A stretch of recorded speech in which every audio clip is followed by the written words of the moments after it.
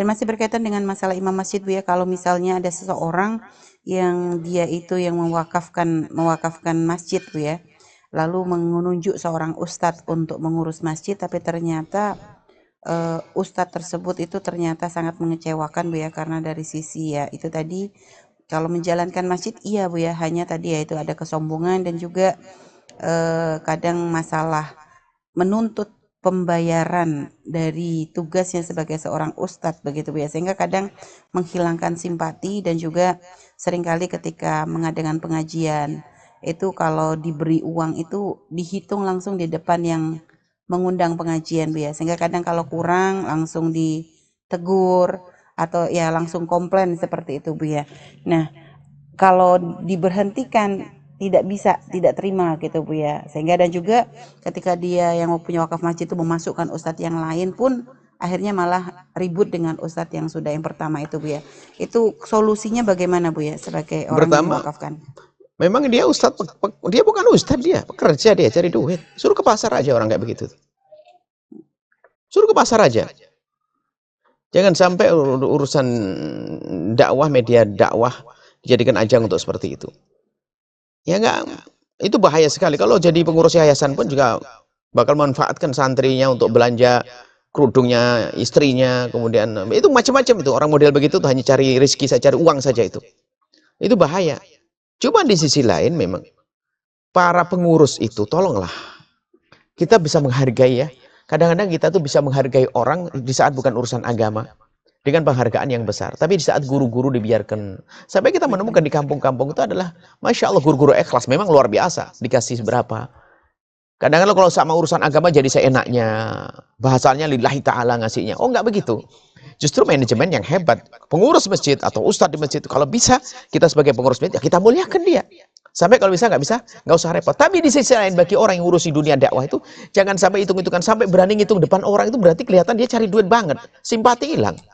Dan makro nanti jadi imam, karena orang nggak senang dengan dia. Kalau Anda punya hajat, hei pengurus masjid, Anda sampaikan, ada seorang fakir punya hajat, sampaikan. Urusan diberi di masjid, babnya beda. Anda bisa ada meminta dalam bentuk yang lain, bukan Anda dengan menjual urusan dakwah Anda.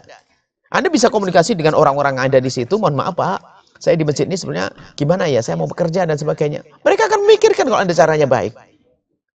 Nah, kemudian lah, yang menunjuk itu belum tentu tahu. Anda diskusi yang baik kepada yang menunjuk. Kemudian setelah itu ya, suruh bekerja aja di tukang sapu aja, biar kalau habis gajian jadi tukang sapunya kan nanti hitung-hitungannya nggak ada masalah, nggak bikin sakit hati orang. Sudah tukang satu, tukang kolam saja, bersih selokan aja. Saya sedih kalau orang begitu ngitung di depan orang. Ini apa ini? Jadi mengajari orang kalau dakwah itu ya itu pakai uang, hitung-hitungannya begini. Dia kalau punya murid jadi diajari begitu. Gimana ini? Boleh. Kalau orang mendapatkan sesuatu, uang barokah lah bahasanya adalah. Uang gaji sah-sah saja. Tapi jangan mengajari yang nggak benar. Itu orang lain akan niru kayak begitu. Anak-anaknya juga begitu diajari. Tapi di sisi lain tolonglah hargai orang-orang yang mengajar agama dan sebagainya. Hargai wahai para kaum muslimin yang mengajari anak kita sholat mereka. Kita sangat semangat memberi uang yang mengajari anak kita ilmu matematik, ilmu fisika dan sebagainya dengan bayar banyak. Tapi kadang yang mengajari ilmu agama anak kita tidak kita perhatikan. Pincang iman kita.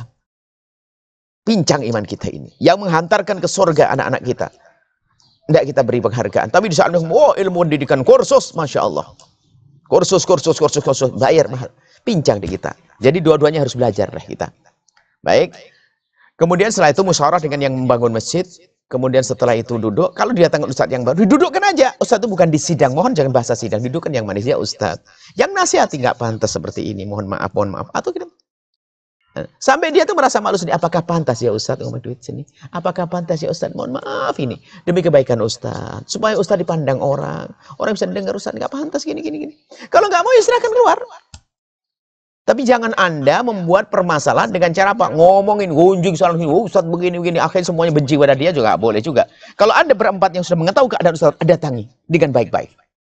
Kalau masih belum berubah, datangi lagi. Kalau bisa berubah dengan ketegasan, kan begitu dong. Tidak boleh menggunjing terus, ngomongin terus, jangan. Ya boleh begitu, ngomong ustadz. Astagfirullah, kemarin duit ini. Gunjing, kita dosanya gunjing. Ustadznya dosanya nyari duit dengan cara yang salah. Kitanya gunjing. Seperti itu. Baik Bu ya, jadi sebenarnya orang yang mewakafkan masjid itu sebenarnya punya hak ya Bu ya untuk misalnya Oh enggak, mengganti ustadz yang memang tidak mewakafkan itu layak. kan memberi, kecuali mewakafkan dia memang wakafnya dia ngurusi masjid adalah saya, kan suka-suka ke masalah itu, kan kesepakatan. Ya, Saya mau bangun masjid tapi saya akan ngurusinya, boleh saja, silakan, alhamdulillah. Sudah bangun, ngurusi lagi. baik Bu. Ya kan? Silahkan. Kemudian dia menunjuk siapa saja, suka-suka. Dan juga misalnya dia untuk bersikap tegas kepada ustadz yang tadi Bu ya, supaya Maksudnya karena tegas itu misalnya harus mengingatkan juga, karena dia menunjuk supaya tidak masyarakat itu gelisah. Kalau ternyata tidak, ya sudah, nak, mungkin kalau kamu yang cari uang sini kan ada tukang kebun saja, ada menggembala kambing saya, gitu aja sudah. Ustadz model begitu kok. Saya sedih dengan model begitu, jual-jual merengajari orang tidak baik. Sedih dengan ustadz-ustadz model begitu. lebih tua Bu ya. Apanya? Ustadznya itu lebih, maksudnya sudah sepuh gitu loh Bu Enggak ya apa-apa, misalnya. mungkin lebih terhormat. Bapak sudah sepuh, kerja aja, nanti nggak apa-apa. Kerjanya ringan-ringan deh di rumah saya. Baik Bu ya. Jangan ngurusi masjid.